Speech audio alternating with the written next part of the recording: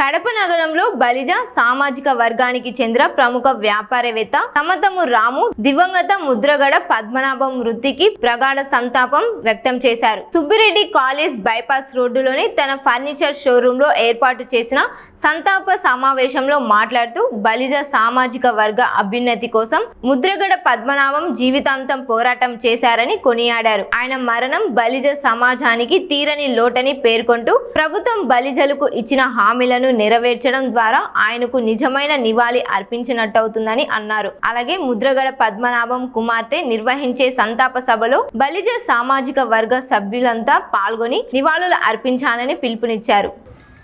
జోహార్ జోహార్ ముద్రగడ పద్మనాభం గారు, జోహార్ జోహార్ ముద్రగడ పద్మనాభం గారు, long live Mudragada Padmanabham గారు, లాంగ్ లైవ్ ముద్రగడ పద్మనాభం గారు. హరిబాబు It's 12:03.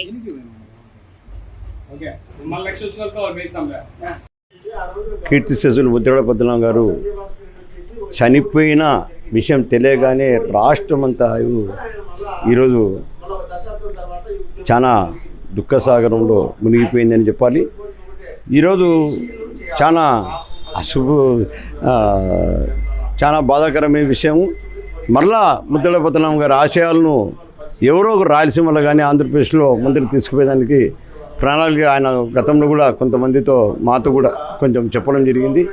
ఖచ్చితంగా ఆశయాలను ముందరికి తీసుకుపోయేదానికి మా వంతు మేము ప్రయత్నం చేస్తాం. ఖచ్చితంగా ఈ ఉద్యమం అనేది బలిజలు బీసీ చేయాలని ప్రభుత్వాన్ని కూడా కోరుకుంటున్నాం. ఆయన లాస్ట్ కోరిక కూడా అదే. ఆ కోరిక నెరవేర్చుతారని చెప్పి చంద్రబాబు నాయుడు గారికి, లోకేష్ బాబు గారికి, పవన్ కళ్యాణ్ గారికి కూడా తెలియజేసుకుంటున్నాం. ఆ బలిజ కాపు తెలుగు ఒంటరి బీసీ 5% ఇస్తా అని చెప్పి వాగ్దానాన్ని కంపల్సరీగా చంద్రబాబు నాయుడు గారు నెరవేరుస్తే మాత్రం 2029లో మళ్ళా ఒక వెలుగు వెలుగుతారు.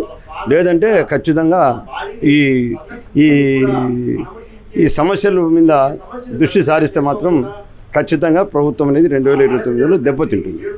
ఆ దెబ్బ తినకుండా ఉండాలంటే బలిజలు కాపులు తెలుగులను బీసీ చేసే విషయం అయితేనేమి, రాయలసీమ బలిజల్లో చాలా ఇబ్బందులు చేస్తున్నారు. ఈ పార్టీలు రాయలసీమ జిల్లాల్లో దగ్గరుండి ఏదన్నా మా బలిజల సామాజిక వర్గానికి అవకాశాలు ఇస్తూ కొంచెం దగ్గర పెట్టుకుంటే కూడా బాగుంటుంది. తర్వాత త్వరలో ముద్రగడ పద్మనాభం గారి లేని లోటు త్వరలో కార్యాచరణ కూడా మొదలు పెట్టేదానికి ఒక సామాజిక వర్గంలో ఒకటి తీవ్రంగా ఆలోచనలు జరుపుతున్నాం. ఈ ఆలోచనలు సానుకూలంగా జరిగితే మళ్ళా ఉద్యమం అనేది స్టార్ట్ అవుతుంది.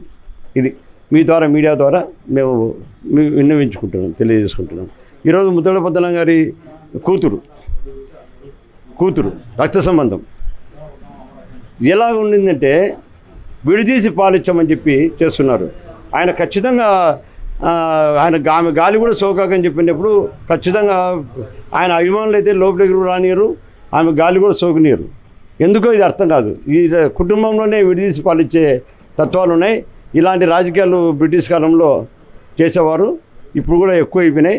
దీన్ని ఖచ్చితంగా ఆమె కూడా పరిగణలోకి తీసుకొని క్షమాపణ కోరుకొని ఇప్పటి నుంచైనా ఆయన తండ్రి అడుగుజాడల్లో నచ్చకుండా ప్రెస్ మీట్లు కూడా ఆయన అవమానపరిచేటట్టు చేసినందుకు ఆ తల్లికి మేము మరీ ఆయన అడుగుజాడల్లో నడిచేదానికైనా 2 మాటలు మీడియా ద్వారా మంచితనంగా చెప్పాలని ఆ భగవంతుని ధైర్యాన్ని ప్రసాదించి ఈ విధంగా చెప్తే బాగుంటుందని వాళ్ళ కూతురికి మీ ద్వారా తెలియజేసుకుంటున్నాం.